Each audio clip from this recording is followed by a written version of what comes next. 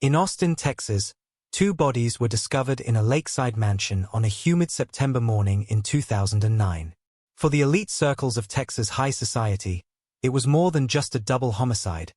It was the culmination of an obsession that had turned one of Austin's finest officers into its most notorious killer. Let's turn back the clock to where it all began. In March 2007, Detective Katherine Sullivan was exactly where she wanted to be. At 30, she had already earned her gold shield in the Austin Police Department's Homicide Division, making her the youngest female detective in the department's history. Her colleagues saw a dedicated professional who worked cases with a fierce intensity. Her superiors saw a rising star who could navigate both the streets and the politics of law enforcement. But no one saw the loneliness that followed her home each night to an empty apartment in South Austin, where case files competed with instant dinners for space on her kitchen counter.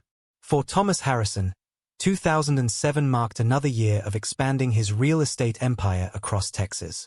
At 65, he had weathered the recent housing market downturn better than most, his shrewd investments and political connections keeping his fortune largely intact while others crumbled. His name adorned half the new developments in downtown Austin, his influence reached from City Hall to the state capitol, and his reputation as one of Texas's most eligible widowers made him a fixture in the society pages. After losing his wife Elizabeth to breast cancer 3 years prior, Thomas had returned to what he knew best, the pursuit of younger women who could make him feel powerful again. Their paths should never have crossed. A detective and a real estate mogul moved in different spheres, separated by wealth, age, and social status. But fate, or perhaps something darker, had other plans. When Thomas first spotted Katherine providing security at the annual Police Foundation Gala at the Four Seasons, he saw something that piqued his interest. Not just her striking beauty, which stood out even in her formal uniform, but the hint of vulnerability in her eyes that his decades of experience had taught him to recognize. What began that night would spiral into an obsession that would cost 2 lives and shake the foundations of Austin's elite society. But on that evening, as Thomas Harrison made his way across the ballroom toward the young detective, neither of them could imagine the deadly path they were about to begin. The Four Seasons ballroom shimmered with old money and polished brass badges on the night fate dealt its cruel hand. Crystal chandeliers cast their glow over Austin's elite as they mingled with the city's finest in blue, an annual ritual where wealth and law enforcement paired like fine wine and aged cheese. Detective Katherine Sullivan stood at her post near the grand entrance, her formal police uniform pressed to perfection, her eyes scanning the crowd with professional detachment. At 30, Katherine, Kate to the few she let close, had mastered the art of being simultaneously visible and invisible. Her position in the security detail required presence without intrusion, authority without intimidation. She watched as diamonds dripped from necks worth more than her yearly salary, as politicians clasped hands with police brass, as reporters circled the room hunting for sound bites about fallen officers and community support. Thomas Harrison arrived fashionably late, as was his custom. At 65, he moved with the quiet confidence of a man who had long ago stopped needing to prove himself. His tailored Tom Ford tuxedo spoke of wealth without ostentation, and his silver hair caught the light like polished sterling. He paused at the entrance, surveying the room with the practiced eye of a predator assessing his hunting grounds. That's when he saw her. Something about the young detective's posture caught his attention. The way she held herself apart from the crowd while remaining completely aware of every movement, every conversation. Her dark hair was pulled back in a severe bun that emphasized her high cheekbones and full lips. But it was her eyes that truly captured him. Sharp, intelligent, and carrying a hint of something he recognized all too well. Loneliness. Charles, Thomas beckoned to his assistant, a reed-thin man who materialized instantly at his side. Who is that officer by the east entrance? Charles followed his employer's gaze. Let me find out, sir. Kate noticed the exchange, as she noticed everything in the room. She saw the wealthy older gentleman's lingering glance, saw his whispered conversation with the assistant. She had worked enough of these events to recognize Thomas Harrison. His face appeared regularly in the business section of the Austin American-Statesman, usually accompanying articles about his latest real estate development or philanthropic gesture. What she didn't expect was for him to approach her directly. Detective Sullivan, he said, his voice carrying the smooth warmth of aged bourbon. I hope I'm not interfering with your duties, but I wanted to personally thank you for your service. Kate maintained her professional smile. That's very kind, Mr. Harrison, but I'm just doing my job. Please, call me Thomas. He stepped closer, positioning himself so that they appeared to be having a casual conversation while still allowing her to maintain visual coverage of her sector. The move spoke of someone who understood tactical positioning. You're in homicide, correct? Youngest female detective in the department's history. Her guard went up immediately. You seem well informed. Thomas's smile didn't waver. I make it my business to know about remarkable people. And solving the Martinez case last month was remarkable indeed. The mention of her recent high-profile case surprised her.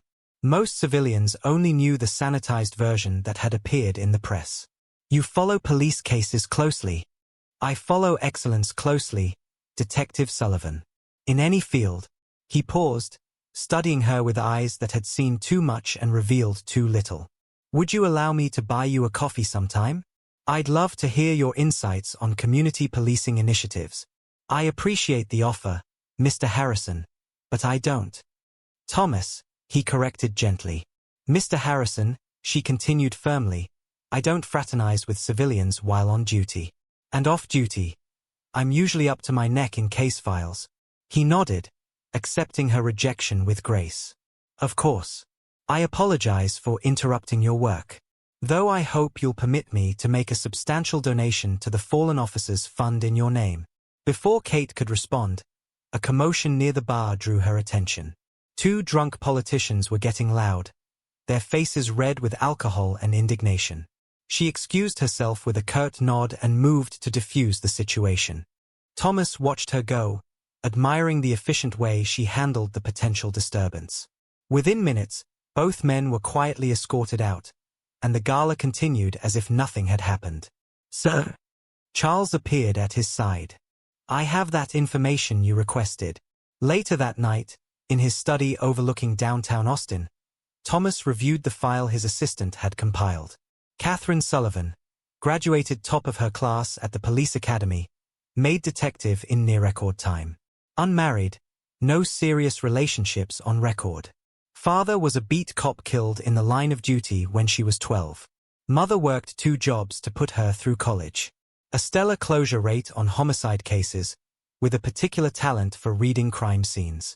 Thomas sipped his scotch, a 25-year-old Macallan, as he studied her personnel photo. She was more beautiful than the official image suggested, but it wasn't just her looks that intrigued him. He recognized something in her, a kind of focused intensity he'd seen in the mirror during his early years building his empire. Over the next 2 weeks, Thomas orchestrated a series of seemingly chance encounters. He attended community policing forums where she was presenting. He joined the board of a domestic violence shelter where she volunteered. He made sure their paths crossed just often enough to seem coincidental, but not so often as to appear stalking. Kate noticed, of course. She was trained to notice patterns. But each time they met, Thomas was unfailingly professional, focused on the community work at hand. He never repeated his invitation for coffee, never made any overtures that could be considered inappropriate. It was during a fundraiser for the shelter that things shifted. Kate was off duty, wearing a simple black dress instead of her uniform. She was discussing interview techniques for traumatized victims when Thomas joined the conversation, offering insights from his work with veterans' PTSD programs. You surprised me, Mr. Harrison, she said later, as they found themselves alone in the venue's garden. Most developers I know are more interested in property values than people. Please, Katherine. After all these meetings, can't we dispense with the formality? She studied him in the soft evening light. Why are you really involved in all these programs, Thomas? He smiled at her use of his first name. Would you believe me if I said I was trying to leave something more than just buildings behind? I'm trained to spot lies. Then you know I'm telling the truth. He turned to face her fully. Have dinner with me, Katherine. One meal, at a public restaurant of your choosing. If you find me as shallow and self-serving as other developers, I'll never bother you again. Kate knew she should refuse. She knew all the reasons why this was a bad idea. But something in his directness, in the way he had respected her boundaries while remaining persistently present, intrigued her. "One dinner," she said finally. "But I choose the place, and we each drive separately." "Of course." His smile held victory, but also genuine pleasure. "You're a detective. I wouldn't expect anything less." As Kate drove home that night, she told herself she was just doing research, gathering intelligence on a powerful man who could be a valuable ally for the department. But in the quiet of her apartment, surrounded by case files and crime scene photos, she caught herself wondering what to wear. In his penthouse office, Thomas poured himself a celebratory scotch.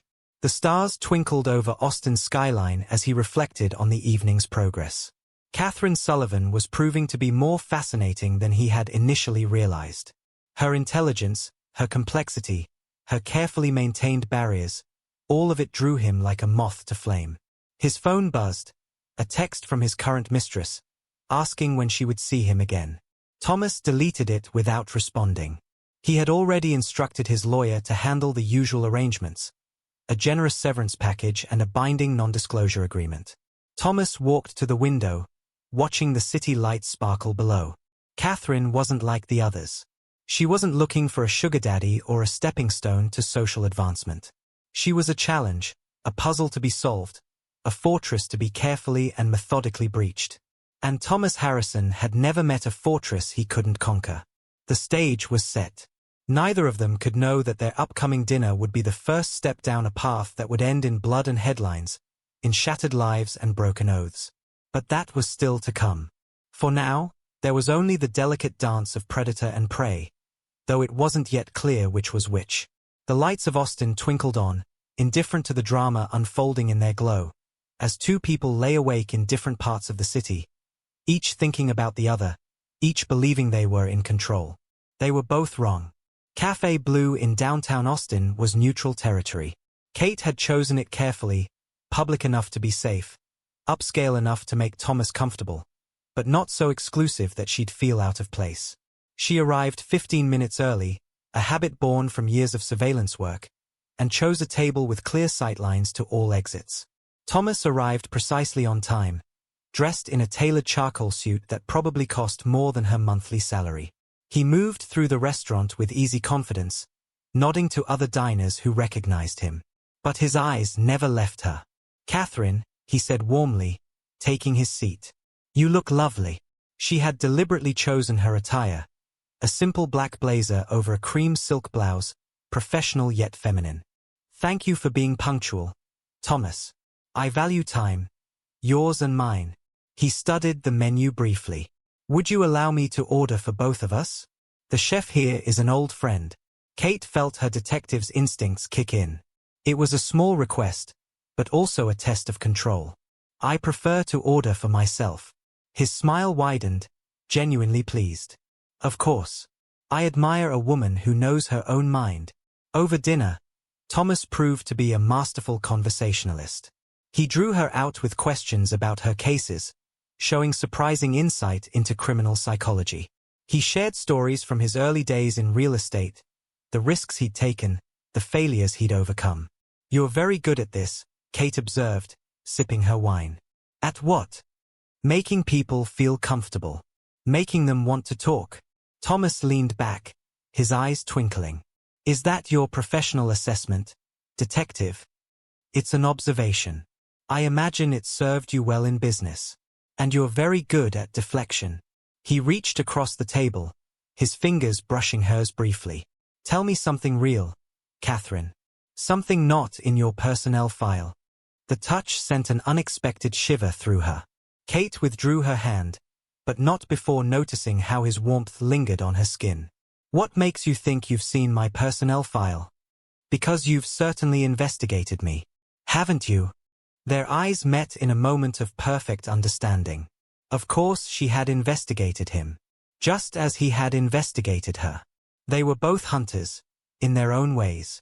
Back at her apartment that night, Kate pulled up the files she'd compiled on Thomas Harrison. 3 marriages. Elizabeth, his first wife, died of cancer. Monica, the second, divorced him after 5 years, citing irreconcilable differences and emotional neglect. Cassandra, the third, lasted barely 2 years before a quiet divorce settled with a generous payment and an NDA. There were other relationships, carefully hidden but traceable through property records and financial transactions. Young women who briefly occupied luxury apartments he owned, who drove cars registered to his shell companies, who suddenly acquired substantial investment portfolios before disappearing from his life. Kate's phone buzzed. A text from Thomas. "Thank you for a lovely evening. Would you join me for dinner at my home tomorrow? My chef makes an excellent coq au vin."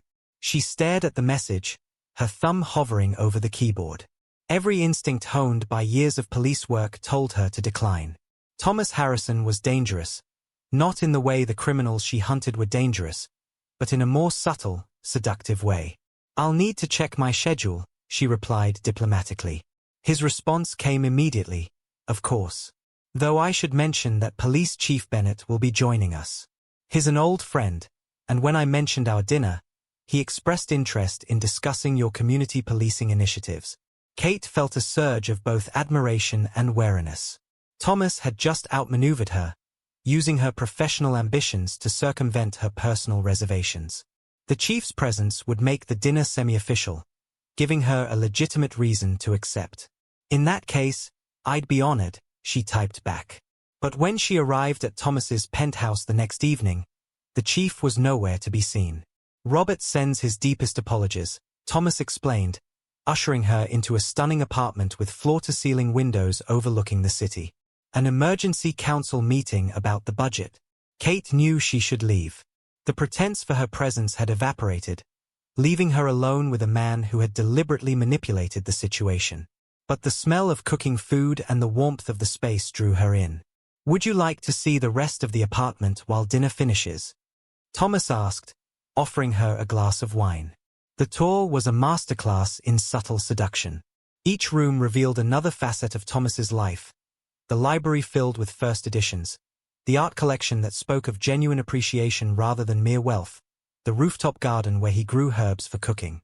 "And this," he said, opening a final door, "is my pride and joy." Kate stepped into a small room lined with photographs. But these weren't the usual vanity shots of a wealthy man with celebrities and politicians.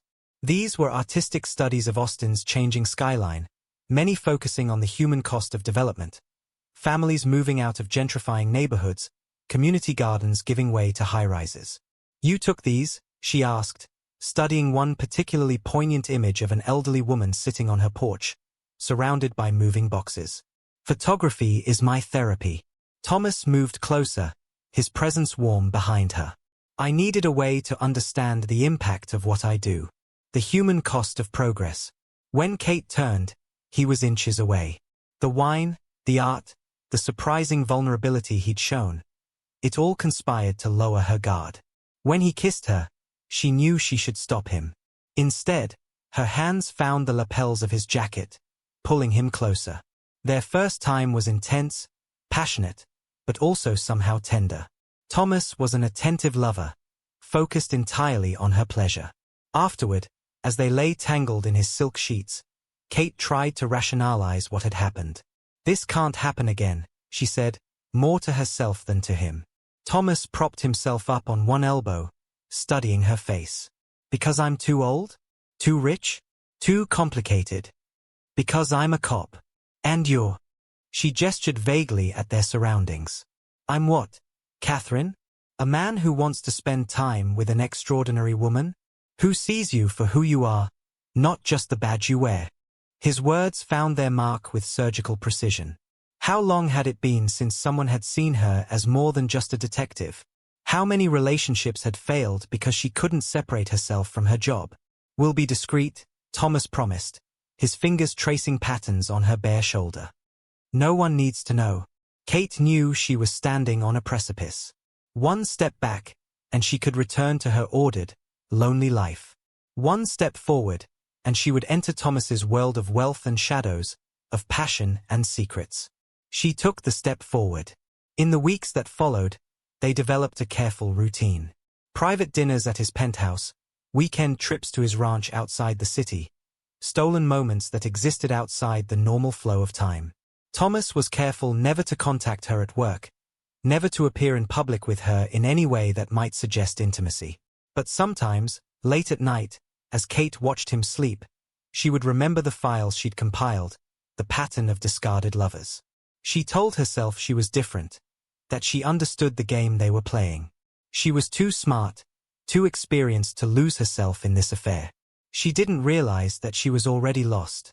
Summer bled into fall, and Kate Sullivan's world narrowed to the space between heartbeats. Her life divided itself neatly into two categories: time with Thomas, and time waiting to be with Thomas. The distinction between detective and lover grew increasingly blurred, like watercolors running together in the rain. October brought an unusually brutal homicide case, a domestic murder that left 2 children orphaned. 3 years ago, Kate would have thrown herself into the investigation, working endless hours until she found justice for those kids. Now, she caught herself checking her phone during witness interviews, hoping for messages from Thomas. Her case notes, once meticulous, became scattered and unfocused. "You seem distracted lately," her partner Marcus observed one morning, setting a coffee on her desk. "Everything okay?" Kate didn't meet his eyes, instead focusing on the crime scene photos spread before her. "Just tired. Been working too many hours." It was a lie, and they both knew it. She hadn't pulled a late shift in weeks, always finding reasons to leave promptly at 5. Always having somewhere else to be, someone else to see. Thomas had given her a key to his penthouse, encouraging her to treat it as her own space. She found herself spending more nights there than at her own apartment. His world was seductive in its completeness: the private chef who remembered her preferences, the housekeeper who handled her laundry with silent efficiency, the driver who appeared whenever she needed transportation. "You work too hard, my dear," Thomas would say, massaging her shoulders as she reviewed case files. "Let me take care of you." And he did take care of her, in ways both grand and subtle. A personal trainer appeared at the penthouse gym each morning, helping her stay fit without the inconvenience of public workouts. A skilled masseuse visited weekly. Her favorite wines always stocked the cellar. Her preferred brands filled the bathroom cabinets. One evening, she came home to find her entire closet transformed. Her practical suits and sensible shoes had been replaced by designer labels: Chanel, Gucci, Prada pieces that cost more than her monthly salary. "I want you to feel beautiful," Thomas explained, wrapping his arms around her from behind as she stared at the new wardrobe. "To have things that match your worth." She should have objected, should have maintained some financial independence. Instead, she let him dress her like a doll, feeling a guilty thrill each time she caught her reflection in the mirror. The changes in her appearance didn't go unnoticed at work. Whispers followed her through the precinct hallways. The designer suits, the subtle but expensive jewelry, the perfectly maintained manicure, none of it fit a detective's salary. "Nice watch," Detective Rodriguez commented during a briefing. "Must have set you back a few months' pay." Kate tucked the Cartier timepiece under her sleeve, mumbling something about careful savings. But she felt the judgment in her colleagues' eyes, the growing distance as they sensed her transformation into something other than one of them. Thomas's control extended beyond material things. He had opinions about her friends: "That Jennifer from Vice, she seems rather crude, doesn't she?" Her cases: "Perhaps this one could be handled by someone with less experience." Even her eating habits: "A woman with your bone structure needs to be careful about carbs, darling." Each suggestion came wrapped in concern, each restriction presented as care. He never demanded, never ordered. He simply created circumstances where his preferences became the path of least resistance. Their physical connection intensified even as her other relationships withered. Thomas was insatiable, his desire for her seemingly endless. He would take her in his office, bent over his desk with the Austin skyline spread out below them. In the back of his limousine, tinted windows hiding their passion from the world. Against the kitchen counter while his staff tactfully disappeared. "You're mine," he would growl in these moments, his sophisticated veneer cracking to reveal something darker underneath. "Say it." "I'm yours," she would respond, the words becoming more true each time she spoke them. The holidays approached, and Kate found excuses to miss the annual department Christmas party. Instead, she accompanied Thomas to high society functions, playing the role of elegant companion. She learned to navigate these events with growing confidence, recognizing the power dynamics at play, understanding when to speak and when to simply smile. But sometimes, late at night, she would wake in Thomas's bed and feel a deep, unsettling vertigo. Who was she becoming? The detective in her recognized the signs of isolation, of growing dependency. She saw the red flags as clearly as she would in any domestic violence case. The gradual separation from friends and colleagues, the increasing financial control, the subtle erosion of independence. Yet she couldn't stop. The intensity of their connection overwhelmed her training, her instincts, her common sense. Thomas had become her drug, and she was hopelessly addicted. One particularly cold January morning, Kate arrived at a crime scene still wearing last night's cocktail dress under her department jacket. The victim was a young woman, strangled in her luxury apartment. As Kate studied the body, she caught her reflection in a mirror, designer dress, perfect makeup, expensive jewelry. For a moment, she could have been the victim, another beautiful young woman in over her head. Detective Sullivan. The uniformed officer's voice snapped her back to reality. We found the victim's diary. Looks like she was involved with an older man. Married guy. Lots of money. Kate's hands shook as she took the diary. The victim's words could have been her own. The thrill of secret meetings, the lavish gifts, the gradual isolation from friends and family. The growing fear that she was losing herself. That night, Thomas noticed her distraction during dinner. Difficult case? He asked, refilling her wine glass. Young woman murdered, Kate replied, watching the red liquid rise. Sugar baby killed by her married boyfriend. How tragic, Thomas murmured, but his eyes held something else. Calculation? Amusement? Though perhaps she should have been more careful about her choices. The comment hung in the air between them, heavy with unspoken implications.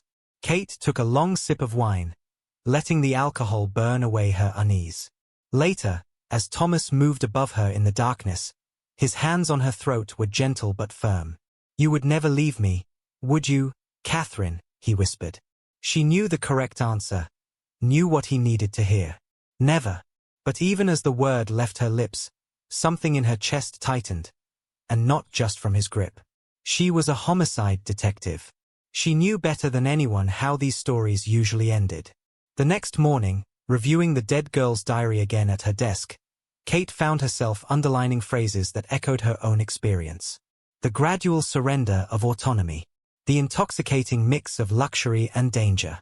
The growing realization that the cage, no matter how gilded, was still a cage. Her phone buzzed, Thomas, checking in, wanting to know her plans for the evening. As she typed her reply, Kate noticed her hands were steady. The detective in her was finally waking up, recognizing patterns, gathering evidence. The question was, what would she do with these revelations? She closed the diary, slipping it into her desk drawer. Outside her window, Austin's winter sunshine painted the city in shades of gold and shadow. Somewhere out there, another young woman was probably falling into a similar web, mistaking control for care, possession for passion. Kate touched the Cartier watch on her wrist, its weight suddenly feeling less like luxury and more like a shackle. She was trained to recognize predators, to protect the vulnerable. But who would protect her from herself? Her phone buzzed again. Thomas, sending his driver to pick her up. And like always, she would go to him, even as the warnings in her mind grew louder, even as the noose of his affection tightened around her throat. Because the most dangerous prey is the one who sees the trap and steps into it anyway. The first crack in Kate's perfect world appeared on a Tuesday in March. She was waiting in Thomas's study, absently straightening papers on his desk, when a small key fell from between two folders. It was unmarked, unremarkable, the kind that might open a mailbox or storage unit. Kate held it up to the light, her detective's mind already cataloging possibilities. In their 8 months together, she had never seen this key, never heard Thomas mention any additional properties beyond his known holdings. She should have put it back, should have respected his privacy. Instead, she slipped it into her pocket. That night, lying beside Thomas in bed, she watched him sleep. His face, usually so controlled, was peaceful in repose. But Kate's mind raced. The key burned in her jacket pocket across the room, demanding attention, demanding answers. The next day, she called in sick to work for the first time in her career. While Thomas attended his morning meetings, Kate began her investigation. She started with his regular schedule, the one she knew by heart: breakfast at 7, office by 8:30, lunch meetings, afternoon calls, home by 7 unless there was a social engagement. But what about the gaps? The unexplained hours, the meetings that ran mysteriously long? Kate pulled up the police database, guilt churning in her stomach as she abused her credentials for personal use. She ran the Keys profile against registered storage facilities within a 10-mile radius of Thomas's office. The match came back within minutes. City Storage, Unit 342, registered to one of Thomas's shell companies. The storage facility was climate-controlled, high-end. Kate's badge got her past the front desk without questions. Unit 342 was at the end of a long hallway, away from other units. The key slid in perfectly. Inside, she found organized chaos. Boxes of documents, yes, but also more personal items. Photographs of women, young, beautiful, arranged by date. Financial records. Letters. Cards signed with different names, different handwriting, all expressing similar sentiments. Love, gratitude, desperation. Kate's training kicked in. She documented everything with her phone, her hands steady even as her world tilted sideways. The earliest photos dated back 15 years. Some women she recognized from her initial background check on Thomas, the known girlfriends, the brief affairs. But others were new. So many others. She found a ledger, meticulously maintained. Names, dates, gifts given, apartments leased. Some relationships overlapped. All ended abruptly, usually after about a year. In the back corner, a more recent box caught her eye. Inside, she found surveillance photos of herself, dating back to before their first meeting at the police gala. Notes about her schedule, her habits, her vulnerabilities. Kate sat on the concrete floor, surrounded by evidence of Thomas's predatory pattern, and felt her reality shift. She had been chosen, not by chance, but by careful calculation. Every meeting, every conversation, every seeming coincidence, all orchestrated. Her phone buzzed. Thomas, checking in. Missing you today. Feeling any better? She stared at the message, her detective's mind overlaying it with new meaning. How many other women had received similar texts? How many had sat where she sat now, realizing the depth of his manipulation? That evening, when Thomas kissed her hello, Kate forced herself to respond normally. To smile, to ask about his day, to play her role. But her eyes kept tracking his movements, noting his micro-expressions, cataloging every potential lie. She began keeping detailed notes. Times Thomas was unreachable. Numbers he called when he thought she wasn't watching. Names mentioned casually in conversation. One name kept recurring: Angela Martinez, a young artist whose gallery opening Thomas had attended last week. Just supporting local talent, he had said. But now Kate noticed the pattern. How often her name appeared in his calendar. How he lingered on her Instagram posts. Kate created a dedicated folder on her laptop, hidden behind encryption. She mapped Thomas's routines, noted deviations. She installed a tracking app on his phone while he slept, justifying it as necessary for the investigation. What investigation? The question haunted her late at night. She was investigating her own lover, using police resources, violating department protocols. If anyone discovered what she was doing, her career would be over. But she couldn't stop. She started following him. Not every day. She was too skilled for such obvious surveillance. But she learned his patterns, knew when he was most likely to deviate from his schedule. The first time she photographed him meeting Angela at a private dining club, Kate's hands shook so badly she could barely hold the camera. They were seated in a private booth, Thomas's hand resting possessively on Angela's knee, the same gesture he often used with Kate. She told herself she needed more evidence. One meeting wasn't proof of anything. Friends could have dinner. Mentors could offer support to young artists. But she kept watching. kept gathering evidence, kept building her case. Her work began to suffer more noticeably. She missed deadlines, forgot witness interviews. Her case clearance rate, once the department's highest, dropped dramatically. "Kate, we need to talk," Marcus said one afternoon, concern etched on his face. "You're not yourself lately. Whatever's going on?" "I'm fine," she snapped, quickly closing the surveillance photos on her computer. "Just tired. You know you can trust me, right? If you're in some kind of trouble." But Kate was already gathering her things, making excuses. She had a lead to follow. Thomas had an unexpected gap in his schedule, and Angela's gallery was hosting a private showing. She sat in her car outside the gallery for 3 hours, watching. When Thomas emerged with Angela, when he kissed her in the shadows of the building, Kate felt something inside her break. That night, Thomas noticed her mood. "You seem distant, darling. Still not feeling well?" Kate studied his face, looking for signs of guilt, of deception. How had she never noticed before how practiced his concern seemed? How perfectly calibrated his responses were? "Just tired," she echoed her earlier lie to Marcus. "Work is demanding lately." Thomas pulled her close, his cologne wrapping around her like a familiar blanket. "You work too hard. Why don't we get away this weekend? The ranch is beautiful this time of year." Kate nodded against his chest, even as her mind categorized this suggestion. Was this how he managed them all? Whisking them away when they started asking questions, isolating them under the guise of romance. Later, reviewing her notes, Kate realized she had crossed a line. The detective had become the stalker. The investigator had become obsessed. Her notes were no longer professional observations but the ramblings of a woman losing her grip on reality. She stared at her reflection in the bathroom mirror, barely recognizing herself. Designer clothes hung on her frame. She had lost weight without noticing. Dark circles shadowed her eyes, poorly concealed by expensive makeup. Her phone buzzed with a text from Thomas, a heart emoji, a habit he had recently developed. Kate wondered if Angela received similar messages. If others had before her. If they had all felt this same consuming need to know, to understand, to prove what they suspected. She opened her evidence folder, now meticulously organized with dates, times, photographs.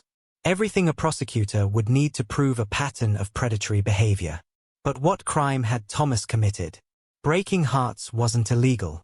Being a calculated manipulator wasn't against the law.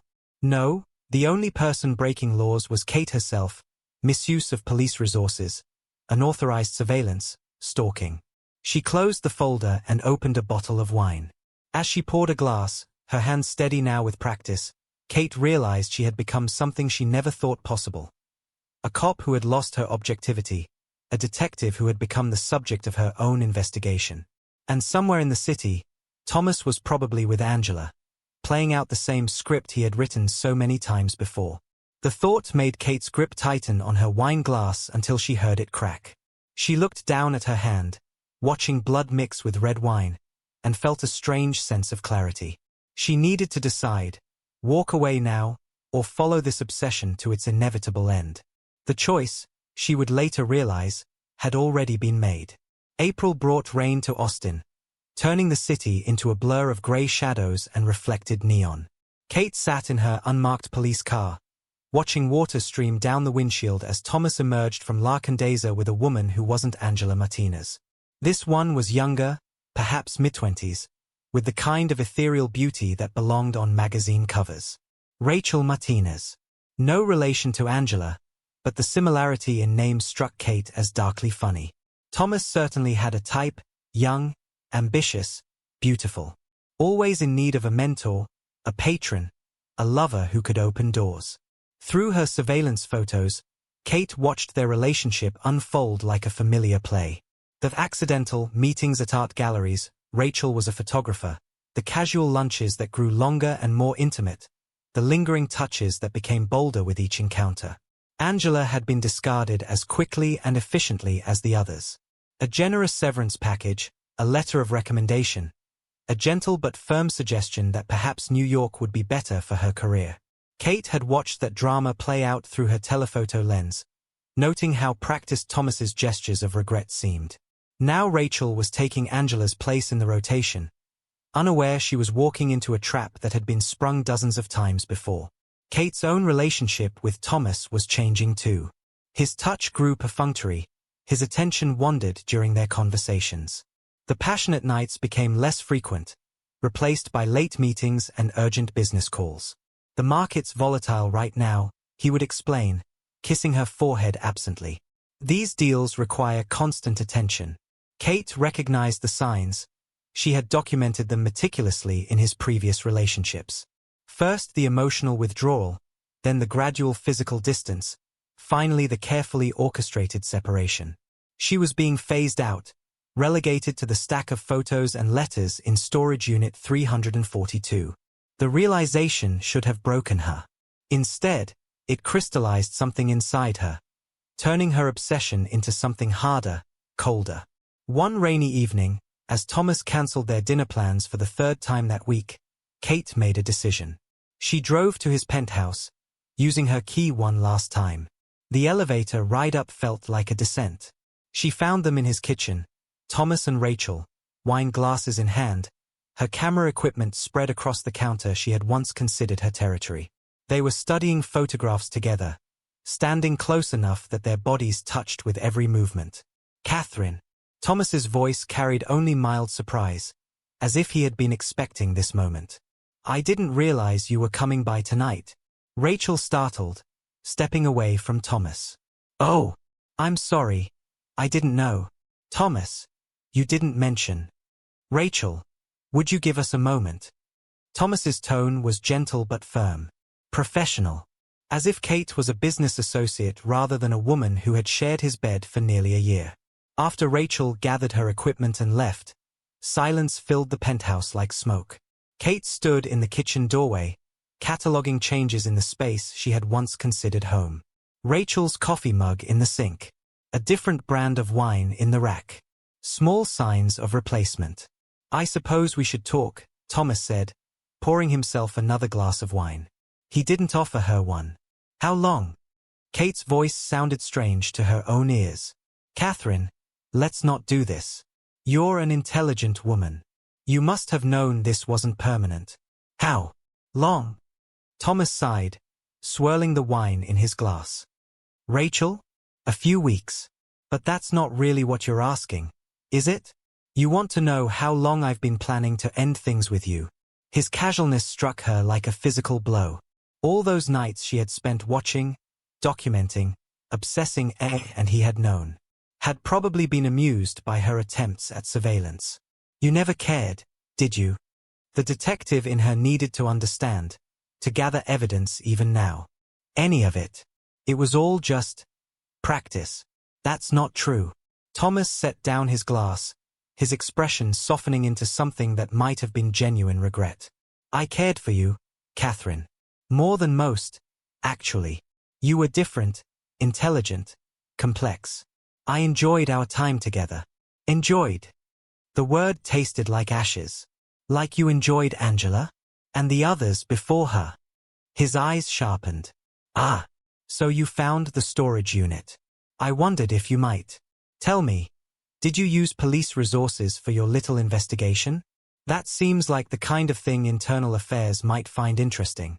The threat was clear, wrapped in his usual elegant menace. Kate felt hysteria bubbling up in her chest. You're blackmailing me? After everything? Not blackmail, Katherine. Just a reminder that actions have consequences. He moved closer, reaching out as if to touch her face. You're a brilliant detective.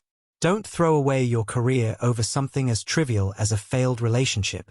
Kate jerked away from his hand. Trivial? You manipulated me. Isolated me.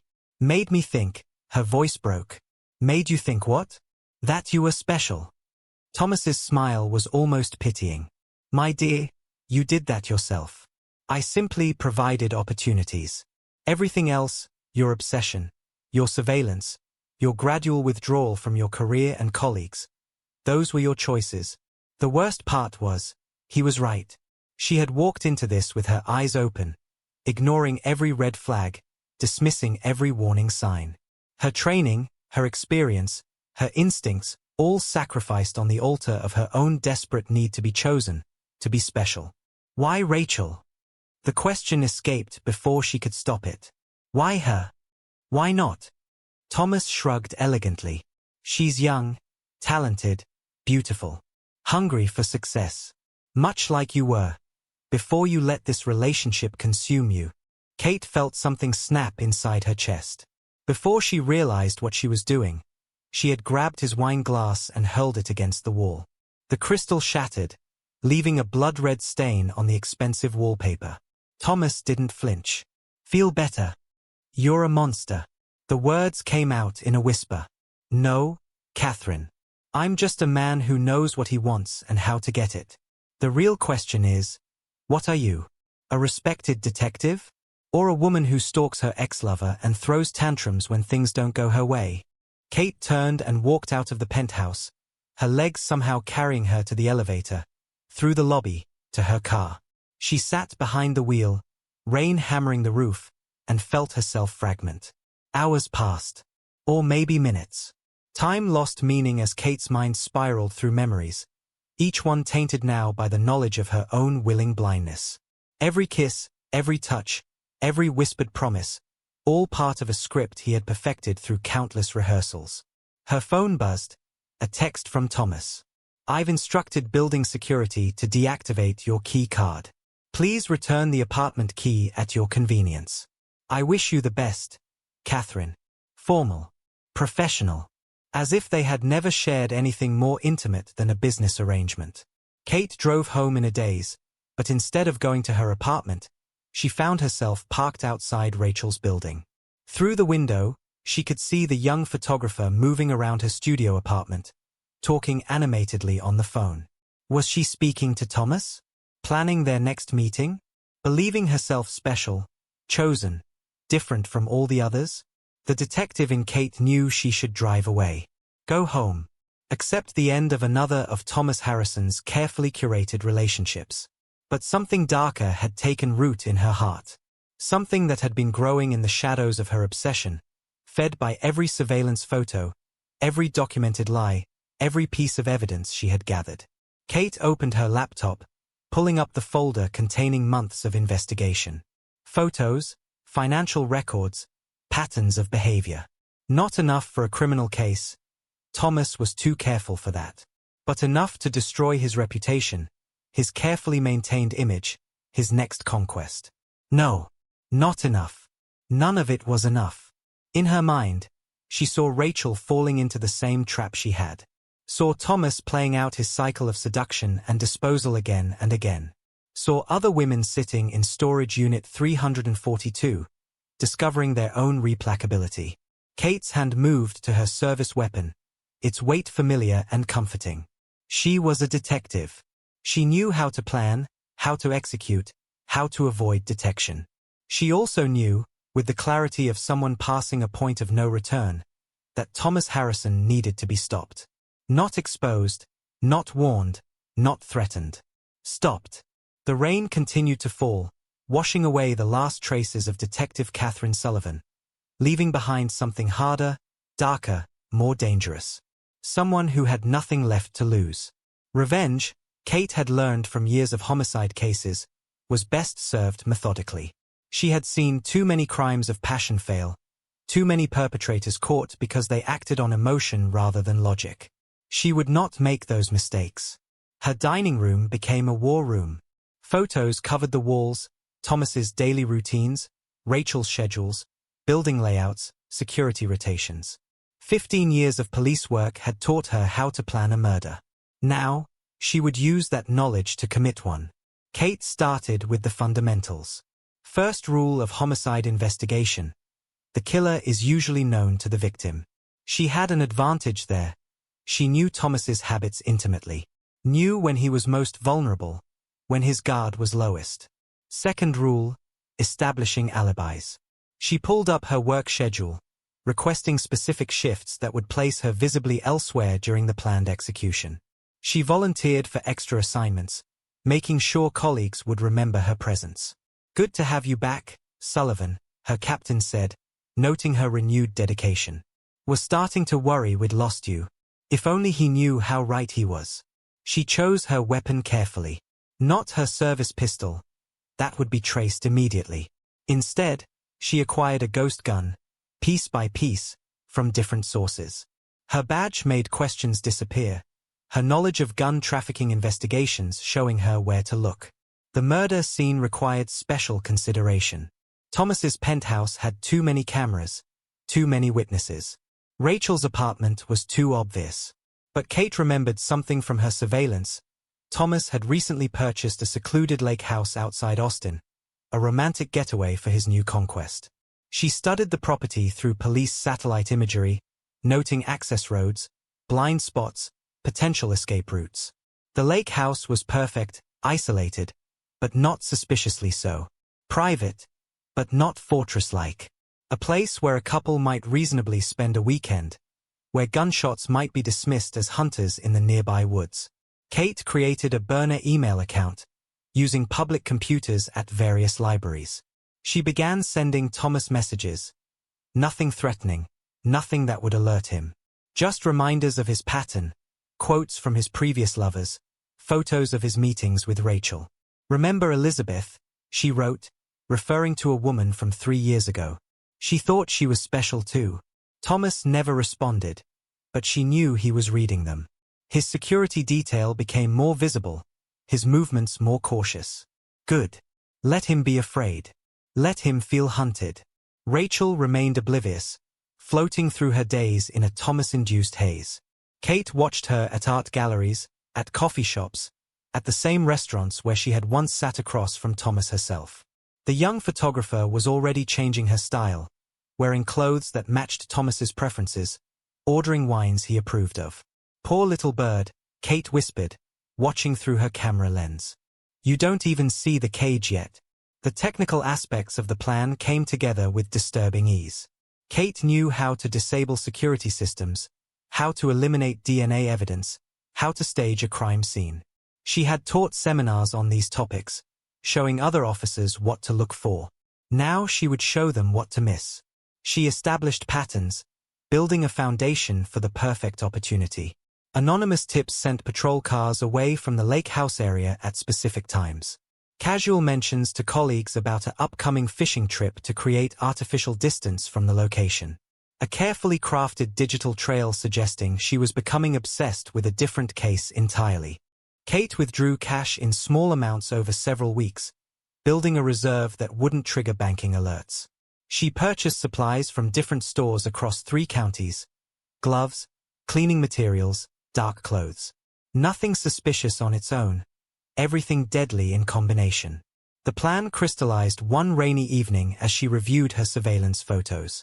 Thomas had begun taking Rachel to the lake house on alternate Sundays, always arriving at sunset, always leaving before dawn. Their little love nest, hidden from the world. Perfect. 2 weeks before the planned execution, Kate sent Thomas one final email.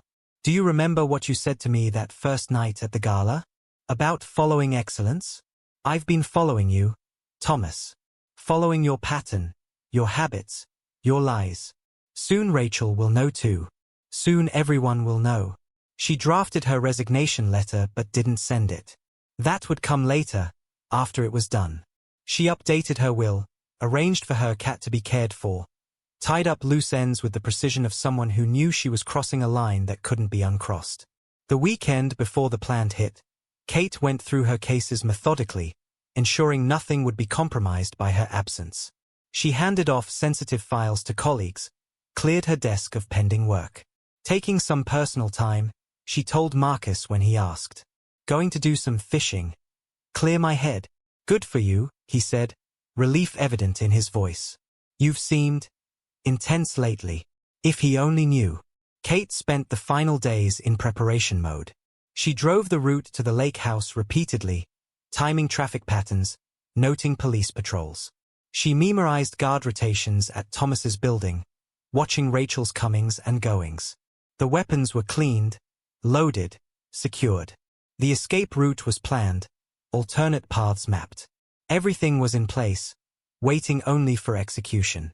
On the last night before the planned attack, Kate sat in her apartment, surrounded by the evidence of her obsession.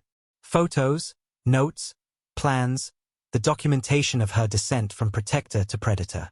She poured herself a glass of wine, the same vintage Thomas had served the night they met. In the silence of her apartment, Kate raised her glass in a mock toast. To patterns, she whispered. And to breaking them. Her phone buzzed, a text from the surveillance app she'd planted on Rachel's phone. A message to her sister, going to the lake house with Thomas this weekend. Don't tell Mom. She'll just worry about the age difference. Kate smiled. Everything was aligned. The target was confirmed, the location secured, the timing perfect. She felt strangely calm. The obsessive energy that had driven her for months had crystallized into something colder, harder, more focused. She was no longer a scorned lover seeking revenge. She was a hunter stalking prey. That night, Kate slept soundly for the first time in months. In her dreams, she saw Thomas's face, saw Rachel's smile, saw the moment when they would realize that his carefully constructed world was about to shatter. The next morning, she dressed with care, dark clothes, practical shoes, nothing that would draw attention. She checked her equipment one final time. Weapons, gloves, cleanup supplies. Everything needed to ensure this would be the one case the Austin Police Department would never solve. As she drove toward the lake house, the sun setting behind her, Kate thought about all the murderers she had caught over the years. All the mistakes they had made, the clues they had left, the patterns they had fallen into. She would not make those mistakes. She had learned from their failures, had studied their weaknesses. After all, who better to commit the perfect murder than someone who had spent their life solving them? The lake house waited in the gathering darkness, its windows already glowing with warm light. Soon Thomas and Rachel would arrive, expecting another secret romantic evening. They would find something very different waiting for them. Kate parked her car in the pre-selected spot, hidden from the main road. She checked her watch. 30 minutes until their usual arrival time. Everything was ready. The hunt was about to begin. Thomas Harrison's Range Rover pulled up to the lake house exactly on schedule. Kate watched through her scope as he helped Rachel from the passenger seat, his hand lingering on her lower back. The same possessive gesture she had once mistaken for love. They looked perfect together, the distinguished older man and his beautiful young muse, framed by the lake house's warm lighting. Rachel carried her camera equipment, no doubt planning to capture their romantic weekend. Thomas followed with an expensive bottle of wine. Kate waited until they were inside before moving. 15 years of police work had taught her patience. The couple would follow their usual routine, drinks first, then dinner, then the inevitable progression to the bedroom. She had watched them enough times to know their rhythm. Through the windows, she saw them in the kitchen. Rachel laughed at something Thomas said, tilting her head back in a way that exposed her throat. Thomas moved behind her, pressing his lips to her neck. Kate checked her gloves, adjusted her grip on the weapon. The silencer was professionally attached. She had called in favors from an old CI to get the right equipment. No neighbors would hear. No one would come running. She moved like a ghost across the property, using the routes she had memorized during her surveillance. The security system had already been disabled. Child's play for someone who knew the company's protocols. The back door's lock yielded to her specialized tools. Kate stepped into the mud room, hearing Rachel's laughter float down the hallway. She moved silently, her rubber-soled boots making no sound on the hardwood floors. Another glass. Thomas's voice drifted from the kitchen.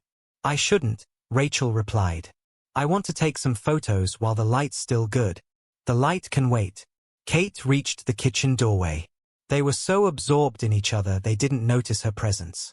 Thomas had Rachel pressed against the counter, his hands moving possessively over her body. Enjoying the view. Kate's voice cut through their intimacy like a blade.